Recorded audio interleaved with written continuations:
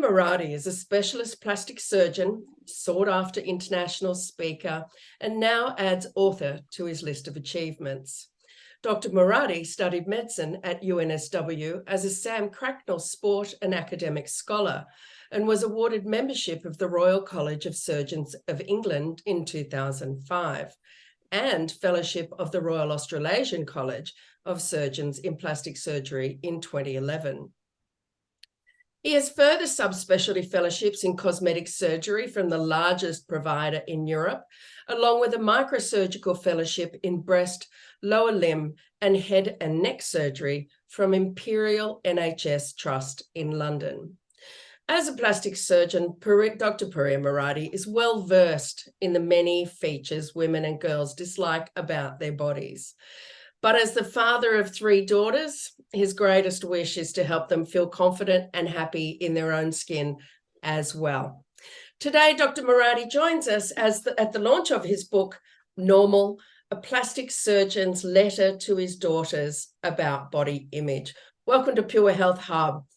Pouria, lovely to have you.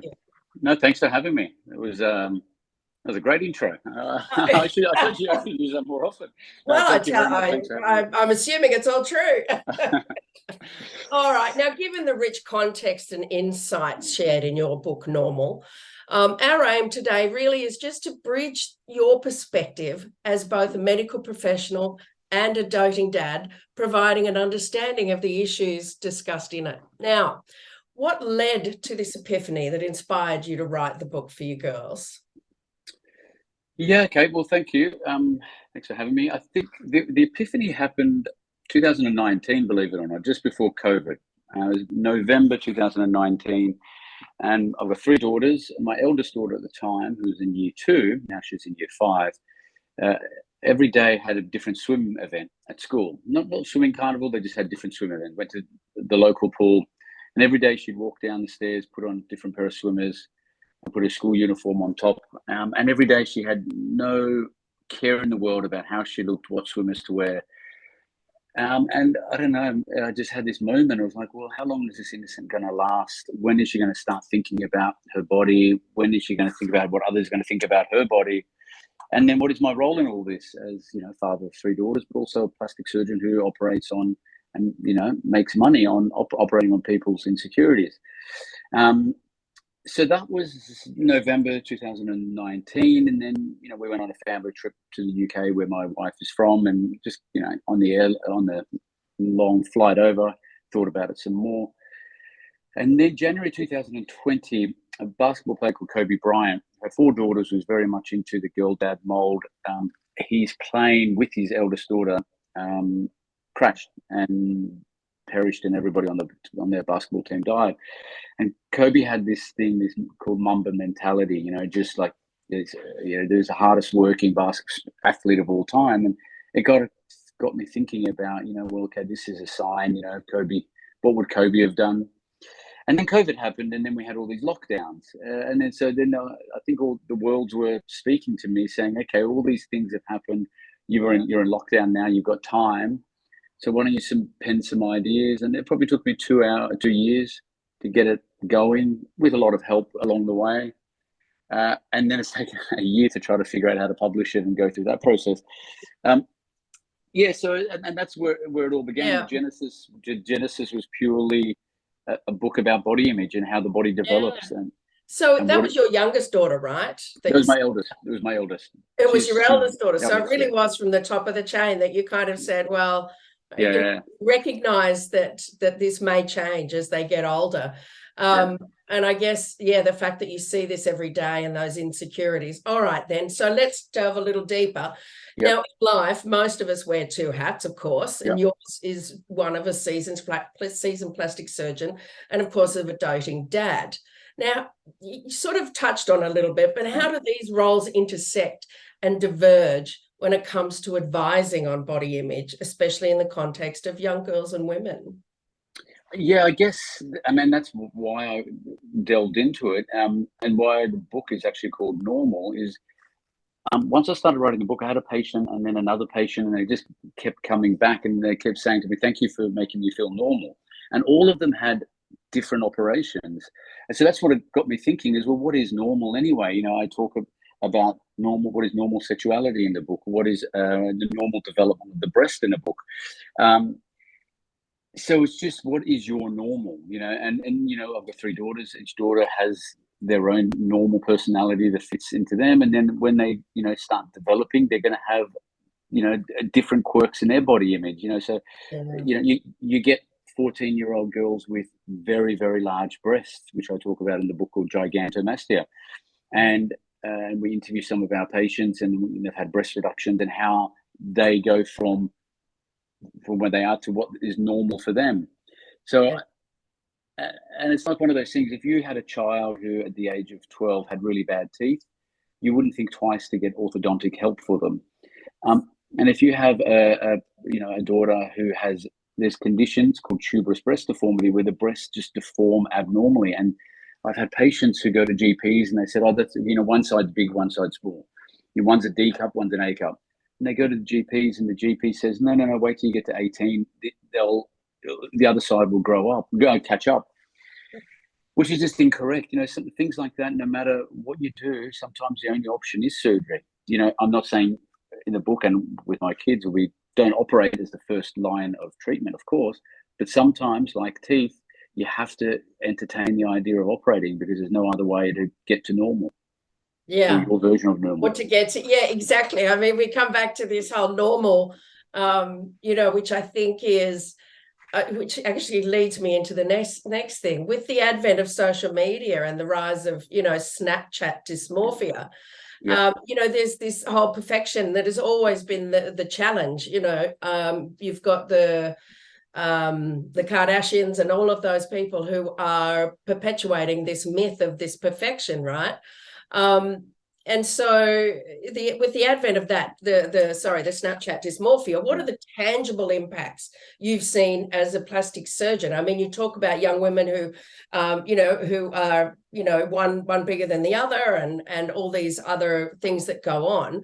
But, you know, so sometimes that surgery, you know, is going to make them feel, I guess, more balanced is probably a better word. Yeah.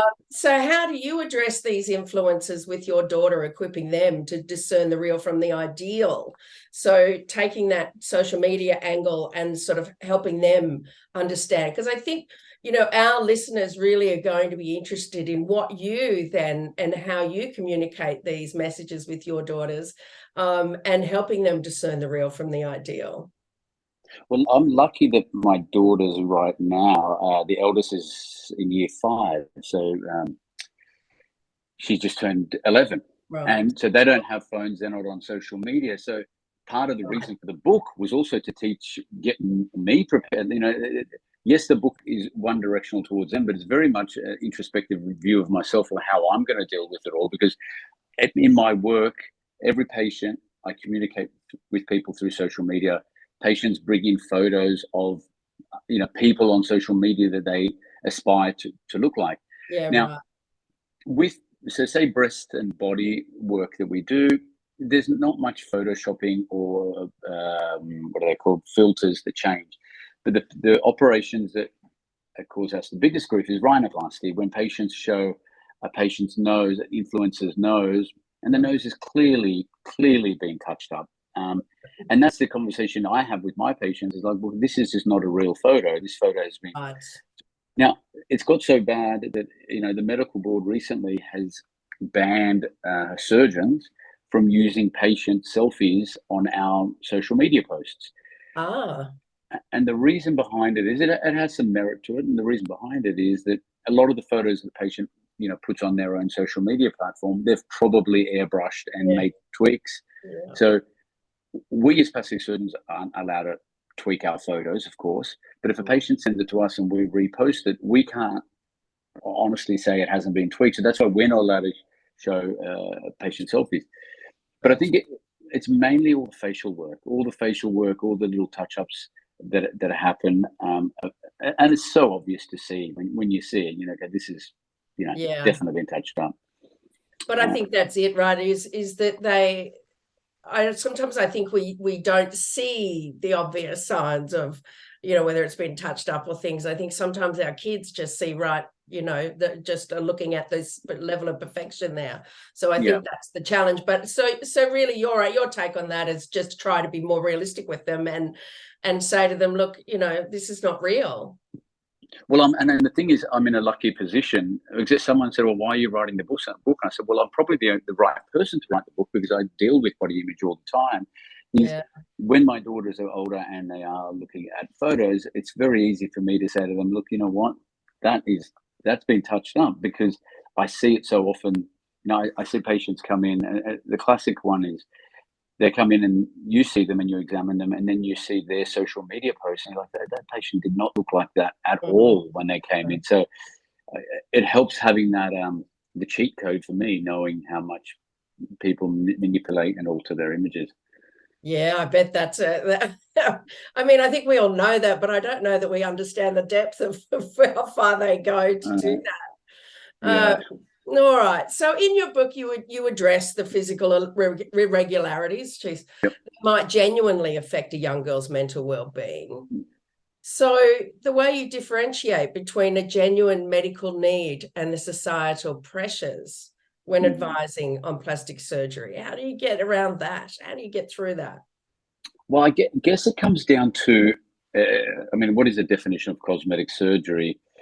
Is a very difficult one to describe, but what we use is what the Medicare guidelines are. So Medicare has what you may know as MBS codes that they feel are non-cosmetic: knee replacement, hip replacement, bypass surgery, and there's a lot of plastic surgical procedures that do have an MBS code. So let's take prominent ears, for example.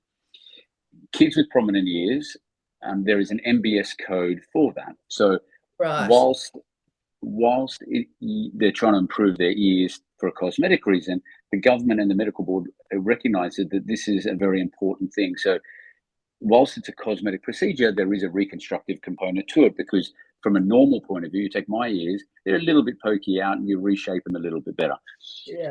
But once you hit the age of 16, Medicare says over the age of 16, you cannot use that item number, because from now on, it's deemed cosmetic. So it's the same operation, but as time goes on, so if a 40-year-old man wanted to get his ears pinned, it's purely cosmetic, but if it was a 14-year-old boy, it's deemed reconstructive. So not too dissimilar to, and then breast reduction, I've done a lot of breast. Breast reduction, whilst it has some cosmetic elements to it, very much in that under 16-year-old female, it's all functional. And we interview we've got a great story of one of my patients that we interview for the book, and how much it changed her life. She goes, I just had like G-cup breasts from the age of 12. Everybody, viewed me in a sexual way. I couldn't wear clothing. So she had her breast reduction, and we interviewed her for the book. And literally, like a few months ago, she emailed me, and she's just got into med school herself. So it's and she went to the high school that my daughters are going to go to. So I felt like there's a circle of life. But purely cosmetic operations in kids in under 18 is just a no-no. We just don't do liposuction on kids under 18. So it has to be a necessary, treatment. But a good example, and I saw a patient yesterday, was a labiaplasty. Now, majority of labiaplasty patients, pretty much every labiaplasty patient, 99.9 is over 20 years old that has it. And there's an element of functional, they have the dragging feeling, difficulty with clothing, summertime. But a lot of it is also cosmetic reasons after childbirth. But I had a patient yesterday who's 16, and she's going to get it done. But she had, gross asymmetry. One labia was bigger than the other. Her parents were both involved. She'd researched it for 2 years. She'd had a psychologist assess her. Now, whilst it can be deemed as a cosmetic procedure for most people that have it, but for her, it was purely functional. She was very mature and making very wise decisions about. Wow, at 16, I'm not sure I even knew what it was, let alone be researching and understanding. That's true too. So, absolutely. So it's fascinating that way, how, and for her, it was a great example how, yes, she was 16, she's out of the age she can consent for it, but the process where she had her parents involved, Yeah. psychologists involved, and so Wow. because for her it was more reconstructive problem, but a lot Yeah. of our cosmetic procedures have both elements to it. Yeah. And she probably obviously, well, she must have had discomfort. Otherwise, she wouldn't even really, know about it. So Notice it, that correct? level of understanding and research and all of that, then, I think, and I guess that comes and leads me to the next one, which is a really truly concerning statistic. Recent research indicates that 90% of young Australians express concern over their body image. So, and I know you are still in the early stages with your daughters, your youngest, your oldest only being 11. But what would be your advice, your top advice to parents, on promoting a healthy self-image and steering their daughters and sons for that matter? It's not only about girls, right? Although I think that's the biggest issue, away from this unrealistic beauty standards. Like, is there any sort of top tips that you could give? Well, in my clinic, we have the mantra that we had in our clinic that I came up with 10, 11 years ago is confidence is beautiful. And it's kind of true. It's just, self-confidence about what you have. I think, with kids, we always try to tell them to stay off screens and what have you. But if all of my kids, all the school, all of their activities on screens. So it's, in one way, they're telling us to keep them off screens, but all their projects, everything is on a screen. So I think it's a necessary evil, but not too dissimilar to driving a car. It's very functional, but a lot of people die. So you just have to know and use it appropriately. So for me, when our daughters, and I'm helpful to my wife, is fantastic at this, better than I am at it. That's right. I think you have to, acknowledge that your their gorgeous mother is also a part of this. It's part of it. So when that moment comes, I'm hoping that both of us will be able to guide the kids appropriately and say, look, we get such access, we get such access to everybody around the world. When I was growing up, you get one magazine and you see one sports star in that magazine, and that was your only one role model. Now there's so many role models without any filters, and a lot of the role models aren't actual athletes, they're influencers. So I think when the time comes and they start delving into the rabbit hole of social media, which is the genesis for all the problems, is that we just have to be able to, show them the light and go, okay, this is pretty fake. This person, they're getting paid to promote this particular drink or this particular shoe. And that's what I'll be doing. That's it, isn't it? It's education. It's education of the parents to educate the kids. I think, we've got a 28-year-old man now. And, this, we're all learning this as it went along, right? So, and I'm sure it'll still be another level of learning as it evolves in AI and everything else that's going on. But it is about making sure that you stay on top of it, right? That you try to, I guess, educate your own kids on and maybe values as well, but educating your own kids about what they can access online and what they should be taking in and also equally not. Well, absolutely. It's like that saying where, you want your kids, you need to know all your kids' friends and all their parents. So that's always been the traditional thing when we all grew up. Now you have to do that, but you also, as a parent, I think it's more difficult. You have to then also know the sites that they're on, the